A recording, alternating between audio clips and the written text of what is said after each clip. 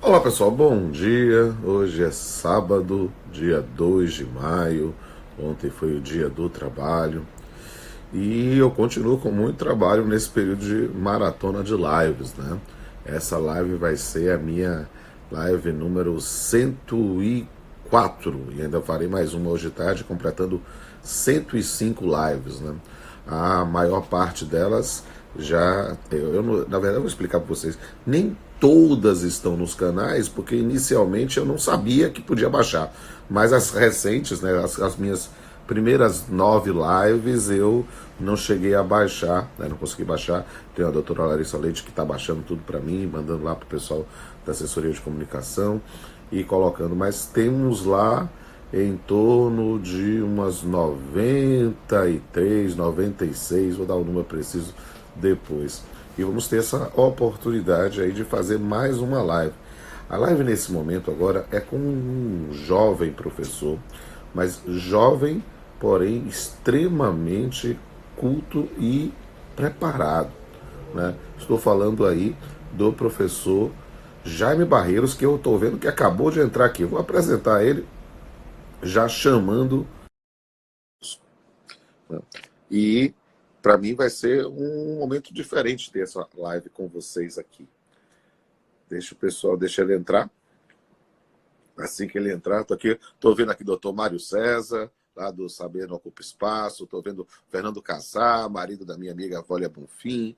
Que bom vê-los aqui também, queridos. Quanta gente boa participando aqui. Cris Pocídio, né? É isso mesmo. Quando o Kassar coloca, quando a live é com a musa, não tem para ninguém, é verdade. Eu sou encantado com a Vólia Bonfim, mas o marido dela, o Fernando Kassar, esse rapaz, né, é sensacional. Como não ser apaixonado por uma figura dessa, assim, né? Eu acho tão bonita a forma, assim, ele vibra com, com a esposa, e ela é talentosa, é a nossa musa também de trabalho, né? Eu estou esperando só o doutor Jaime Barreiros me aceitar aí, ó, já, ó, viu, Jaime? Você que você está ao vivo, eu já apertei aqui, já mandei o convite para você, basta você vir e aceitar. Vou apertar de novo aqui para ver se. Cadê Jaime Barreiros? Jaime Barreiros, cadê Jaime Barreiros? Espera aí, aqui. Tô fazendo barbeiragem aqui. Cadê Jaime? Jaime, cadê tu, Tatu? Cadê você? Transmitir ao vivo, transmitir. Será que ele caiu? Sumiu aqui o nome dele aqui. Vamos. E eu tô aproveitando e entrando, vendo quanta gente boa entrando aqui também. Ao ver, olha aqui de novo. E já solicitei, já aceitei a solicitação de novo. Ó, meu xará Rodolfo Nunes Ferreira, um grande abraço. Aqui, doutora Jucimara Lobato também, um grande abraço. Também aqui, João Ricardo, BBMP, BBMP. Depois eu vou mostrar aqui. Doutora Vera Mônica Talavera também. Meus amigos, senhoras e senhores, estamos aqui ao vivo, no mais uma live, e já estou aqui com o meu interlocutor. Eu aprendi que nesse timing das lives, o anfitrião, quando o interlocutor chega, eu tenho que ficar falando para caramba para o pessoal perceber que está todo mundo ao vivo. E aí, nesse ponto, dizer da minha enorme satisfação de ouvir aqui e bater um papo com este moço que está aqui do outro lado, o doutor Jaime Barreiros, professor universitário, membro da Academia de Letras Jurídicas da Bahia, meu confrade, né? Eu tô na geração intermediária, porque eu já estou naquela situação de presidente da academia que eu convivo com os decanos que têm 80, 90 anos, mas também convivo com jovens talentos que foram meus alunos e hoje são meus colegas brilhantes. E Jaime Barreiros é uma das maiores autoridades na Bahia em direito eleitoral. Ele trabalha no Tribunal Regional Eleitoral da Bahia e escreve muito, ensina sobre a matéria. E, bem, agora eu já falei o suficiente e agora sim eu posso dar a minha saudação. Jaime, que bom fazer essa live com você. Seja bem-vindo aqui. Bom dia, Rodolfo. Bom dia a todos os amigos aí que estão acompanhando essa live pela manhã. Para mim é uma grande honra, uma grande alegria estar aqui conversando com você, né? Recentemente, o professor Saulo Casale, nosso confrade também na academia e professor nosso colega na universidade, né? Meu professor Isso. também, né? Chamou você de Live Man. Eu acho que não tem apelido melhor, né?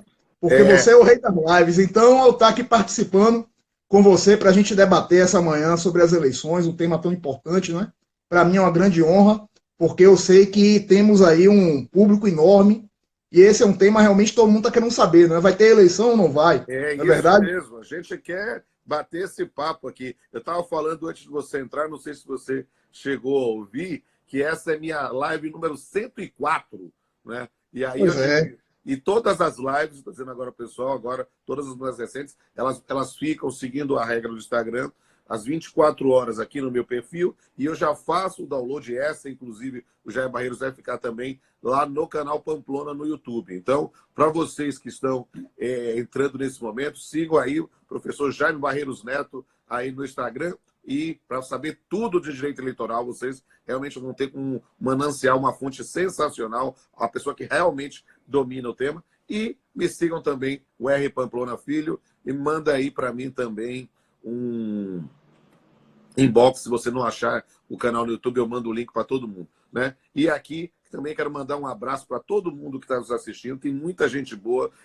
Uma coisa, Jaime, que desse mundo eu estou no isolamento, e aí eu estou achando muito interessante que eu estou fazendo amigos virtuais, pessoas que eu ainda não tive a oportunidade, ou via uma vez, duas vezes, mas que participam muito aqui da live. Então aqui, estou vendo aqui a doutora Andréa Maria Zatá, a doutora Jucimara também, o Lauro de Campos ainda não entrou, mas ele entra daqui a pouco, com certeza. Ele está participando muito de São Paulo, né? Tem o Luiz Cláudio Madeira, lá de Portugal, né? Manda o pessoal avisar.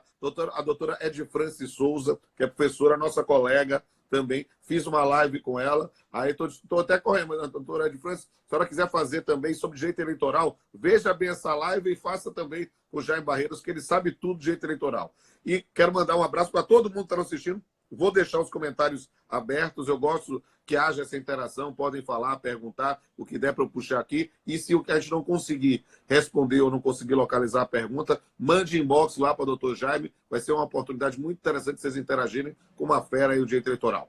E aí, já fizemos a introdução e agora a doutora já está convidado, viu? Depois entre em contato via inbox lá no Instagram, já combina com ele também uma oportunidade. E aí, Jaime, vamos ter eleição esse ano ou não? Eu quero saber tudo, tudinho, porque a gente, na verdade, tem algumas questões prévias, né? Nós temos a questão prazos de alistamento, prazo para candidaturas e, obviamente, a eleição. Como é que está hoje vamos dizer, o estado de coisas do ponto de vista do direito eleitoral brasileiro? Fala à vontade, a palavra é sua. Vamos lá. Pois é, Rodolfo, a situação que nós estamos vivendo hoje era totalmente inesperada, né? O interessante é que, por exemplo, em dezembro, quando a gente estava no Natal, final de ano, a gente ouvia falar lá da China, mas não imaginava que estaríamos em casa há mais de um mês, né? Eu, pelo menos, não imaginava isso. Nenhuma previsão ou profecia apocalíptica em dezembro seria levada a sério, né? E o que a gente está vivendo hoje é algo absolutamente inédito para as nossas gerações, para algumas gerações anteriores, só correspondente a uma guerra, mas hoje, num mundo interconectado, é algo absolutamente inédito, né? Nós estamos vivendo uma fase absolutamente em que estamos tateando para saber o que vamos fazer, porque quem disser que sabe o que vai ser feito, está mentindo. Nós estamos descobrindo aos poucos. Pois é, a premissa é justamente essa que você falou, né? Quem souber o que vai acontecer tem bola de cristal, porque realmente a situação é totalmente imprevisível. Porém, o que eu posso dizer para você é o seguinte: a Justiça Eleitoral está trabalhando para cumprir todos os prazos e até agora nenhum prazo importante foi perdido. Então, de acordo com a Constituição Federal, desde 1997, o primeiro turno das eleições ocorre no primeiro domingo de outubro. Então, dia 4 de outubro de 2020 está marcada a eleição municipal desse ano no seu primeiro turno. E a partir da data da eleição é que o calendário eleitoral é formado, porque muita gente pensa, o calendário eleitoral é produto de uma resolução do Tribunal Superior Eleitoral. Não é por aí. O TSE faz uma resolução realmente do calendário, mas, na verdade, essa resolução consolida prazos que são previstos em lei. E a maioria desses prazos tem como data paradigma a data da eleição. Então, por exemplo, 6 meses antes do pleito é um prazo importante. Por quê? Porque é a data em que, se alguém quiser se candidatar, terá que se filiar a um partido político, Também essa data de 6 meses antes do pleito é importante porque, se eu quisesse ser candidato, por exemplo, em Lauro de Freitas, eu sou eleitor de Salvador, eu teria que ter transferido meu título para Lauro de Freitas até 4 de abril, né, 6 meses antes, porque o prazo de 6 meses antes do domicílio eleitoral na circunscrição também é um prazo legal.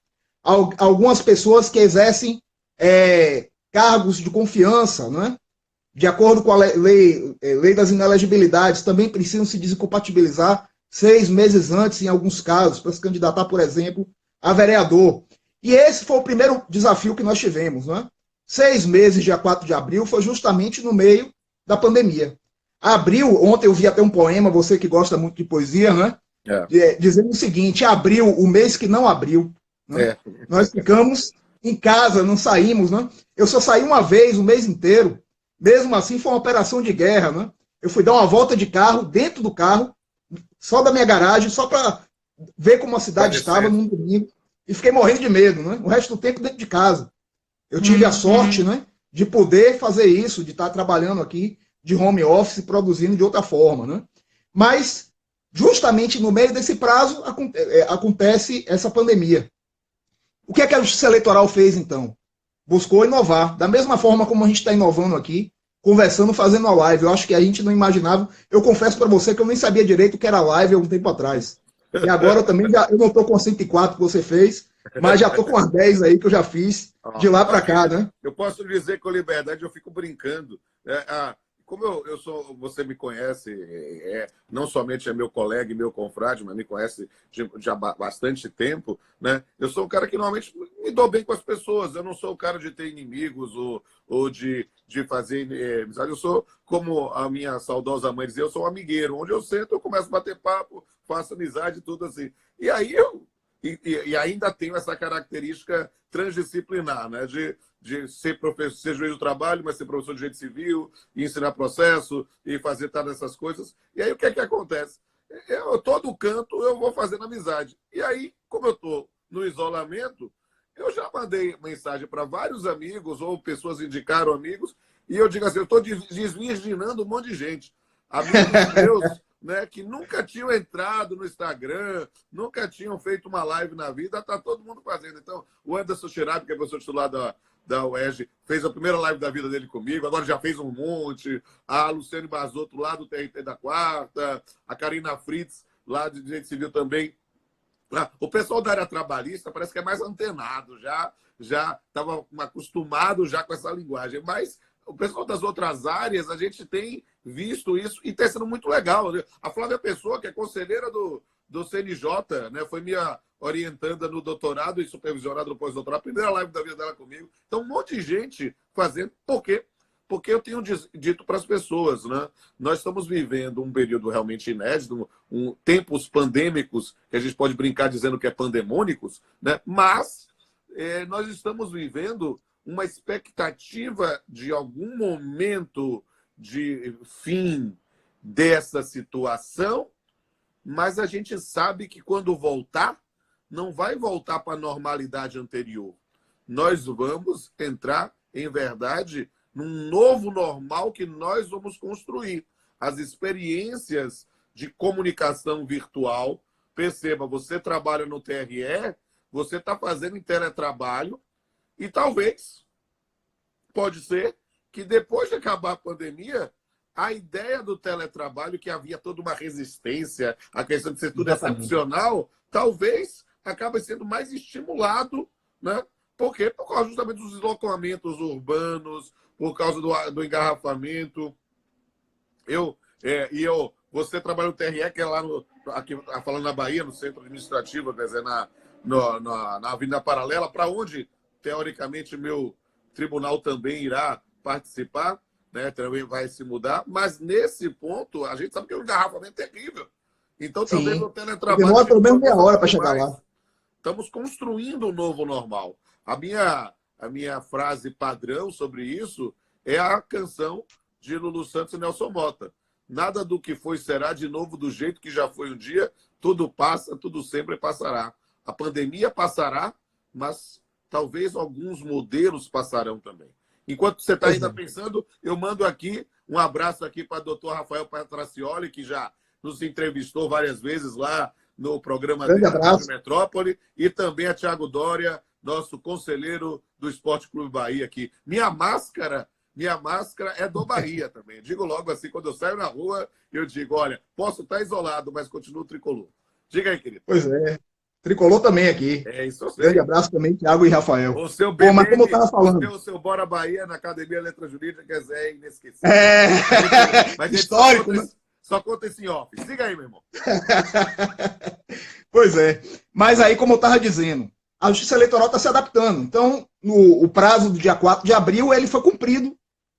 Normalmente, tivemos a possibilidade de quem queria fazer essa transferência de título naquela oportunidade para poder garantir o domicílio de 6 meses, conseguiu fazer pela internet. Mas aí veio o desafio maior, que é o desafio do prazo que se encerra na semana que vem, no próximo dia 6. O fim do alistamento eleitoral em todo o Brasil. Aí é para os eleitores. Deixa eu Os fazer eleitores. uma consideração assim, sem nenhuma inferência política, não é uma intenção. Mas, por exemplo, eu sabemos que nem ele teria interesse, mas, por exemplo, se o ex-ministro Moro quisesse se candidatar a prefeito de Curitiba, ele não poderia, né? Porque ele não se alistou, aparentemente, né? Ele ainda estava... Aí é uma questão um pouquinho diferente, que eu vou explicar também. Explique, então eu quero saber. Estou aprendendo. Vamos lá. Você é o professor de direito eleitoral, eu sou o aprendiz. Olha só, Moro era titular de um cargo, né, de confiança de ministro de Estado. Sim. E aí o que é que acontece? Em regra, quem exerce um cargo de ministro de Estado, para poder se candidatar a um cargo eletivo, tem que se desincompatibilizar 6 meses antes do pleito. Só que aí tem uma curiosidade da lei. É 6 meses para o sujeito se candidatar a presidente da República, governador, senador, deputado, vereador, mas para se candidatar a prefeito é 4 meses. Então Moro pode ser candidato ainda a prefeito. Eu não sabia. Poderia. Eu sabia do prazo de 6 meses, não sabia do de 4, não. Olha, estou aprendendo. Pois é.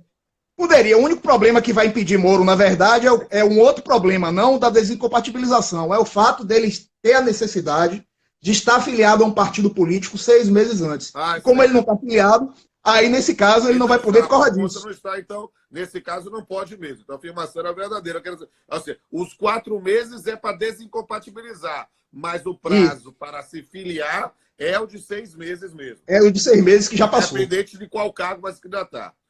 Exatamente. Estou aprendendo. Mas, por exemplo, se ele tivesse uma filiação partidária, ele poderia ter uma filiação partidária e ser ministro. Entendi. Né? Se ele já tivesse essa filiação, ele estaria habilitado. Por exemplo, Mandetta pode ser candidato. Entendi. Ele se desincompatibilizou antes dos 6 meses, num prazo menor, não é? 5 meses e pouco. Mas ele tem filiação partidária, pode ser candidato. Mas voltando então, dia 6 de maio é o grande desafio.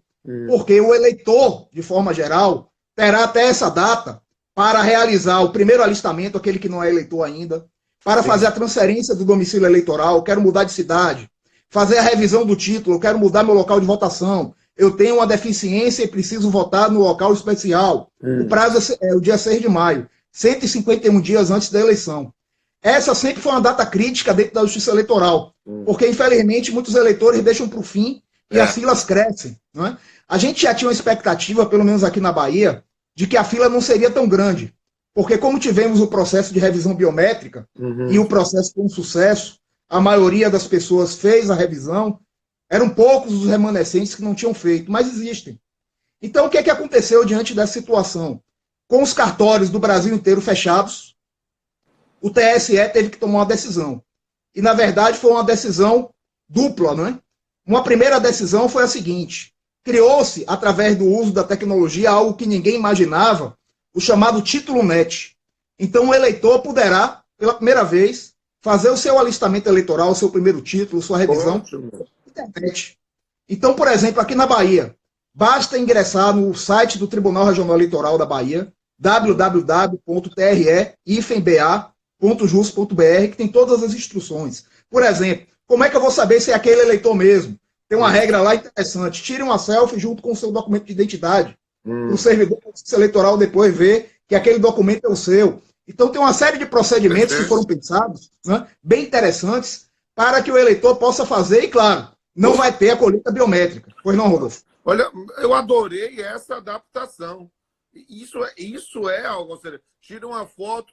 Por quê? Porque mudando de assunto, não é só uma nota de rodapé, porque eu quero continuar no assunto, não vou mudar. Né? Mas, por exemplo, eu que estou ainda me adaptando às audiências virtuais como juiz, eu estou pensando em alternativas para garantir digamos assim, a idoneidade da manifestação de vontade de testemunhas, que eu não sei se tem alguém perto, se alguém dá, se ela é ela mesma. Então, dizer assim, ó, mostre aí sua identidade, mostre aí as pessoas que estão em volta.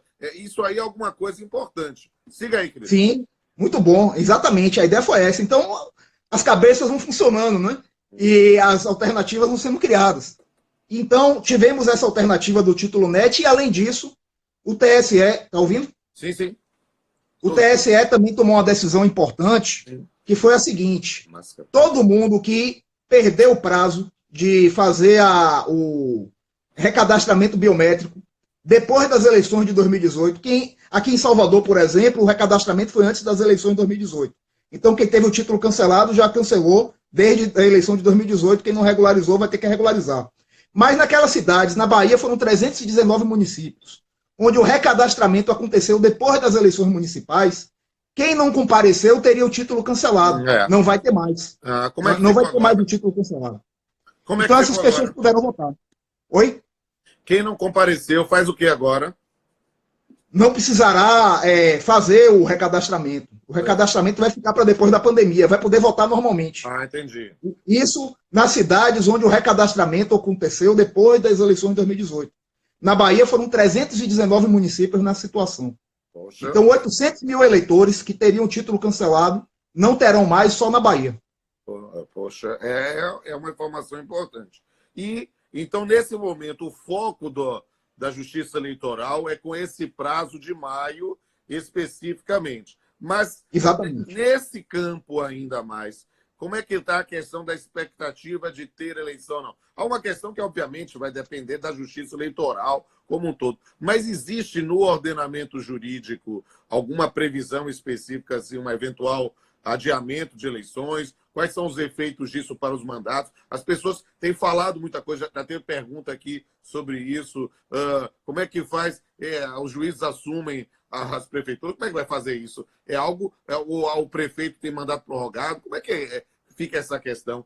Claro que estou pensando aqui só do ponto de vista do jeito positivo hoje. Tudo, obviamente, pode ser objeto de deliberação pelo próprio Justiça Eleitoral.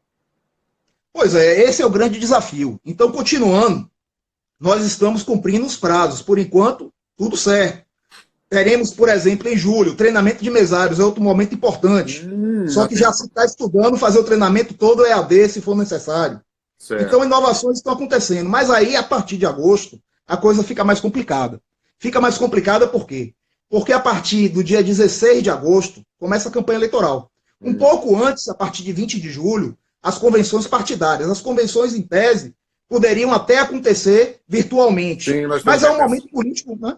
É um momento político muito importante, onde, principalmente na eleição municipal, e a gente tem que lembrar que a realidade no interior do Brasil não é a realidade das capitais, esse corpo a corpo é muito importante. Então entra aqui, aí também em jogo uma questão de legitimidade política, de legitimidade democrática, não é?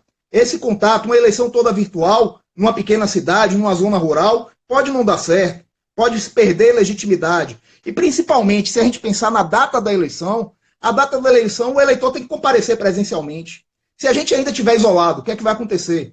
E o próprio mesário, ele não vai ter medo, por exemplo, de ficar trabalhando o dia inteiro, de graça, não é? Tudo bem que é um dever fundamental, mas está lá trabalhando, atendendo um monte de gente, com o risco de ser contaminado.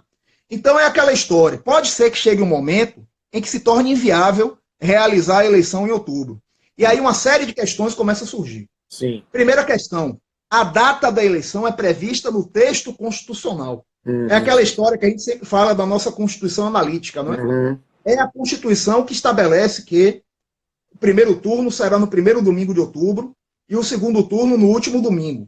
Então já se questiona, teria que ter uma emenda constitucional, então, alterando a data? Aí vem um questionamento a mais.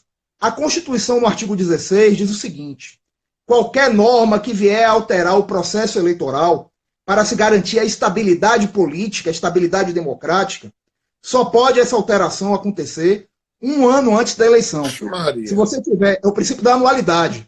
Se você tiver uma alteração que seja menor, num período menor do que um ano, não aplica aquela eleição. E aí o que é que acontece então? Todas as regras da eleição de 4 de outubro devem ter sido definidas até outubro, início de outubro de 2019. Uma mudança da data não deixa de ser também o quê?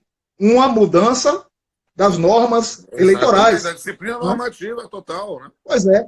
Violando não apenas uma regra, mas um princípio que é o princípio da anualidade, da estabilidade do pleito, que é considerado por muitos cláusula pétrea. Eu, inclusive, considero uma cláusula pétrea que existe para garantir a própria estabilidade democrática. Exato. Como mexer numa cláusula pétrea? Aí, como é que eu respondo a essa questão? Cláusulas pétreas são essenciais, não é? A Constituição tem que ser sempre preservada, mas o direito, ele é refém dos fatos, do fato social.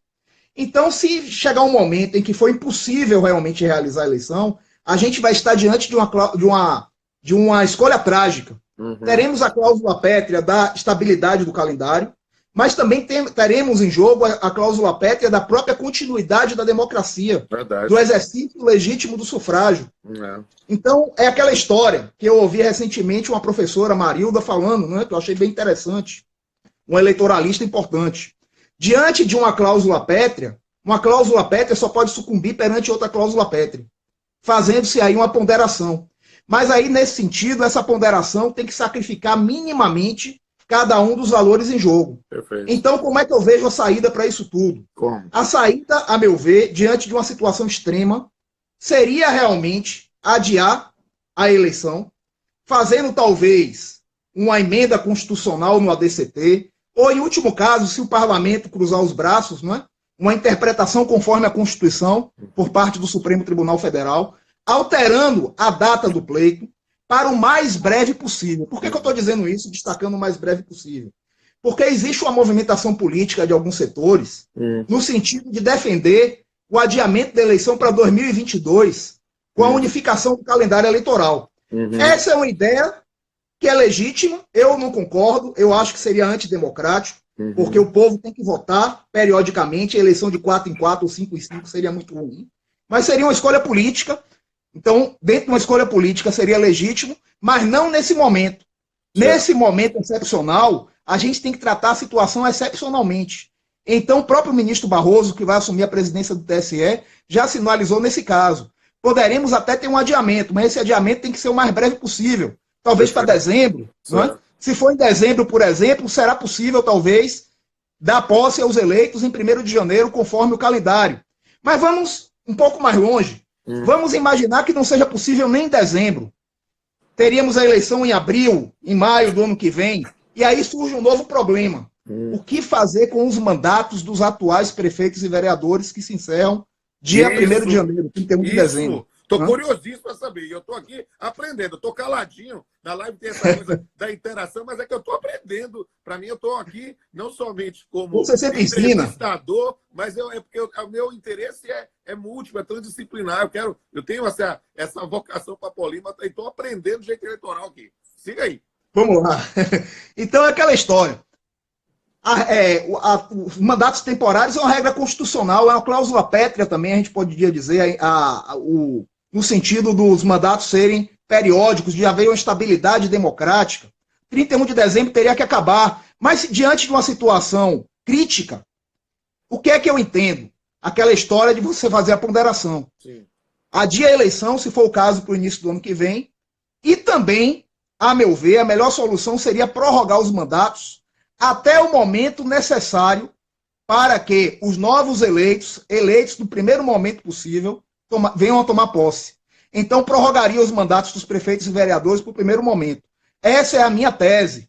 Não tem previsão constitucional, seria uma construção. Não é? Construção que vai ser. Mas uma construção que, a meu ver, é uma construção, a meu ver, muito mais interessante do que a ideia que algumas pessoas estão tendo. Com todo respeito, a gente está numa democracia, claro. Cada um tem o direito de ter suas ideias, né? Mas a ideia... A gente não está afirmando especificamente qual é a resposta, mas são as propostas para uma situação que não tem disciplina normativa. Então, tudo é legítimo. Agora, fundamente a sua e critique a outra, porque para mim é interessante.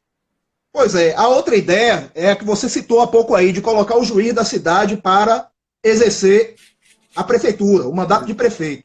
Em alguns municípios, excepcionalmente, isso já aconteceu. Uhum. Vamos imaginar, houve uma vacância do cargo de prefeito, de vice-prefeito, o presidente da Câmara não assumiu, assumiu o juiz. Mas numa situação extremamente excepcional, onde a Câmara de Vereadores continuou funcionando. Existe um detalhe muito importante que quem defende o juiz como prefeito não está atentando. A eleição não é só para prefeito, é para vereador também. Então vamos imaginar, acaba o mandato de todos os vereadores, de todos os prefeitos, e o juiz da cidade assume. Ele vai assumir ao mesmo tempo o poder executivo e o poder legislativo sozinho? E o judiciário? E ainda ser o juiz da cidade? Cadê Montesquieu? Não é? Vamos enterrar de vez Montesquieu? Vai voltar o Rei Sol? Não é? Então o juiz da cidade vai ser judiciário, executivo e legislativo ao mesmo tempo? Esse é um problema.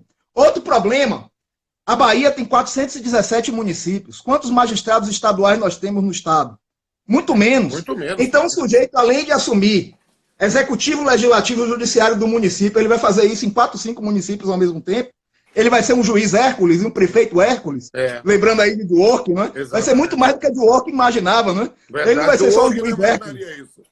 Não imaginaria, porque além de ser o juiz Hércules, ele vai ser o legislador Hércules, o prefeito Hércules, de 5 municípios. Então é totalmente inviável essa ideia. Inviável. Então diante das aqui, possibilidades...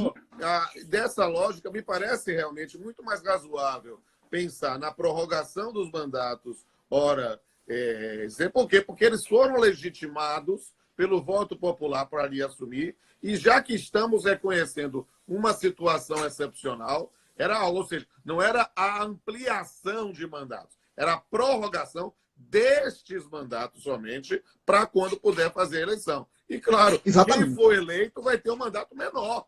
Por quê? Porque vai tomar posse e tendo novamente seguindo o calendário eleitoral.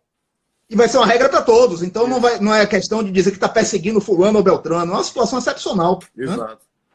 Né? Diante da qual a gente teria que fazer essa escolha. Eu acho que é um caminho por aí para a gente imaginar. É claro. E como pelo que eu estou entendendo, né, nós estamos num período efetivamente em que a preocupação hoje é com prazo de maio e daqui a pouco com prazo dos mesários, que é o prazo de julho, agosto, julho. Sim, né? Julho, 7 de julho. 7 de julho, que é a questão do mesário. Depois disso, realmente só nos resta, no primeiro momento, ter a esperança de que a situação do isolamento permita um restabelecimento do calendário a partir de julho, ou realmente a gente só vai ver, e parece-me exagero, e por isso que é interessante, porque a ansiedade nesses períodos pandêmicos, as pessoas estão ainda cada vez mais ansiosas, mas perceba, não faz nenhum sentido sequer tramitar algum tipo de emenda constitucional, quer seja, antes de julho. Porque não faz sentido, porque se nós temos até aquele momento outros prazos que ainda dá para fazer dentro dessa perspectiva, digamos assim, de retomar o trem nos trilhos a partir de julho ou agosto, né? Vamos pensar julho por causa das convenções. Né? Em julho, então, antes de julho não faz sentido. E aí seria uma norma absolutamente excepcional mesmo. Agora, eu não domino, obviamente, a dogmática do direito eleitoral. E aí eu fiquei curioso. Alguém fez uma pergunta aqui, eu vou lançar como já houve, você conhece, e vale a pena. Você é um estudioso, acho que você tem que fazer artigos sobre isso. Acho que você vai contribuir muito, realmente, botar seus orientandos também lá do PPGD para pesquisar sobre isso. Mas há nesse campo algum precedente ou alguma previsão, ainda que seja em direito estrangeiro, dessa situação de prorrogações de mandato? Né? Porque vai ser... Não temos dúvida que é algo excepcional. Nós temos que ter algo que vai ter que, obviamente, talvez, ir por uma emenda constitucional. Mas, eu não sei, confesso a você que, pensando na noção de excepcionalidade, não sei se seria legítimo uma decisão da Justiça Eleitoral, pensando no TSE, especificamente para... Não sei se haveria poder suficiente para isso, já que aí uma coisa do TSE é a eleição e não o mandato. Acho que talvez tenha que ser pela via de emenda constitucional. Mas, às vezes, talvez, algum olhar no direito estrangeiro possa nos dá algum norte, não sei. Tô provocando. Aqui é brainstorm puro, não sei realmente a resposta. Pois é. Bem interessante. Eu não conheço nenhum precedente estrangeiro nesse sentido em tempos democráticos, né? Em tempos autoritários, até no Brasil já teve. Por exemplo, nós teríamos uma eleição municipal em 1980. Lembrando que em 80 não eram todos os municípios que tinham eleição, ainda tinha isso, né? Salvador, por exemplo, não tinha eleição, as capitais, né?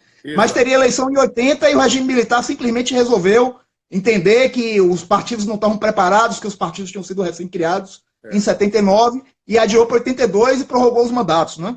Mas numa democracia, aqui no Brasil não tem precedente, no exterior também não conheço, né? Pode ser até que tenha, mas realmente eu não conheço. Seria uma situação realmente completamente nova, mas que eu entendo que seria plenamente justificável. É aquela história de você sacrificar o mínimo possível o valor em jogo, não, a fim de garantir um outro valor que é tão importante quanto ou superior, né, que seria a própria legitimidade da democracia. Então, eu vejo essa saída e essa possibilidade. Né? Acho que é um caminho interessante. Jaime, estamos aqui já chegando perto de 40 minutos da live. Eu quero dizer que quando chega nesse momento começa a oscilar o sinal e aí eu tenho medo de ficar. Então vamos aí já de nos direcionando para suas considerações finais. E eu quero dizer, na verdade, registrar publicamente a minha admiração pelo seu talento, pela sua garra no estudo do direito eleitoral. Já falei aqui, a professora de França vai mandar mensagem aí, você vai fazer uma live com ela, está muito interessante o trabalho dela. E digo para todos os outros colegas que estão nos assistindo, sigam aí o professor Jaime Barreiros Neto no Instagram, me siga o R. Pamplona Filho, siga os 2 canais do YouTube, essa live vai ficar disponível 24 horas aqui no meu perfil e vai ser baixada também lá no canal no YouTube. Mas, nesse ponto, falando tudo isso, eu quero registrar publicamente a minha admiração. Você é um confrade que entrou recentemente na Academia de Letras Jurídicas da Bahia, mas já chegou trabalhando, fazendo a movimentação, vai fazer um seminário virtual. Já estou divulgando com todo mundo aqui, em memória do nosso inesquecível Calmon de Passos. Estamos fazendo isso. Já avisa para todo mundo que está assistindo para ficar. Siga lá no Instagram também o perfil da Academia de Letras Jurídicas da Bahia. Isso a gente vai divulgar no meu perfil, no perfil de Jaime, no perfil da Academia, mas é importantíssimo ter essa oportunidade. Então, Jaime, falando aqui do seu giro, dizer aqui, eu vou fazer até uma homenagem a você aqui no final, aqui, ó, já registrar aqui a minha máscara. É para ficar em casa, fica em casa tricolor, né? Mas, nesse ponto... Quero uma máscara dessa aí. Essa máscara aqui, ó, ganhei da doutora Regina Carvalho, lá, que foi namorada de meu pai, lá nos anos 60, eu a reencontrei. Meu pai já faleceu há quase 20 anos, e aí ela também torce para o Bahia, e aí disse aqui, Rodolfo, vai ser o seu presente. Eu digo, estou aqui, fica em casa com BBMP. Querido, me dou a palavra aí para suas considerações finais. Bom, primeiro eu queria dizer que a minha admiração por você é enorme também. Você é uma pessoa querida por todos. Eu não conheço ninguém que não goste de você. Você é um talento enorme, uma pessoa maravilhosa, um showman, eu posso dizer assim, não é só um live man, um showman, um cara que faz tudo e faz de tudo e faz tudo bem feito, é cantor, é professor, é escritor, é live man, então é presidente da nossa academia, não é? Também queria agradecer publicamente também a confiança que você sempre teve em mim, no meu trabalho, a nossa amizade, não é? A forma como eu fui recebido também na academia, que foi uma grande honra, uma grande alegria, uma das maiores alegrias da minha vida. Você foi testemunha do dia da minha eleição, não é? E também da posse, não é? Que como foi emocionante eu estar ali naquele momento. Espero que em breve a gente possa voltar a ter os nossos encontros presenciais, não é? Estamos aprendendo muita coisa online, né? É bom, é interessante, mas estamos sentindo falta do calor humano, do contato com os nossos alunos, com os nossos amigos, não é? Com os nossos confrades, com os nossos familiares. Eu só estou vendo meu pai e minha mãe pela internet, só estou aqui com minha esposa, minhas filhas, né? Que é são companhias excelentes, evidentemente, mas as outras pessoas também que a gente ama estão distantes. Mas é isso, a gente vai superar essa fase, vamos acreditar nisso e vamos acreditar que a eleição vai acontecer. Se não acontecer 4 de outubro, o mais breve possível vai ocorrer, porque a democracia não pode parar e a gente tem que defender sempre o regime democrático, não é? Esse é o grande objetivo da justiça eleitoral e deve ser o objetivo de todo cidadão brasileiro. Então, muito obrigado a você. E olha, se eu posso fazer uma palavra para essa live, eu adoraria dizer que é BBMP, mas eu prefiro dizer uma coisa é meu coração, outra coisa é a esperança e a razão. E a frase é: a democracia não pode parar.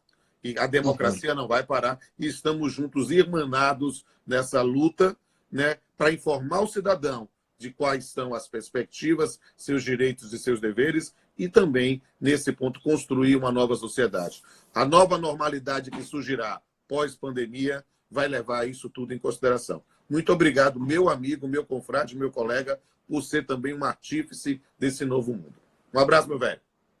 Um abraço, meu amigo. Um abraço a todos e estamos à disposição para outras oportunidades. É isso aí.